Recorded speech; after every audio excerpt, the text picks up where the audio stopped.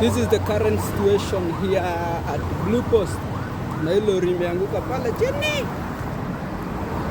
Zinafanya watu walale kwa jam leo. Leo tunalala nje. So tumetoka mguu tunatembea. Oh yeah guys. Oh yeah kile anaitwa kwa ile.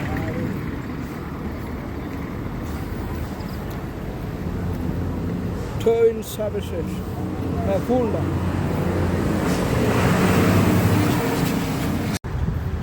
Well, this station in there.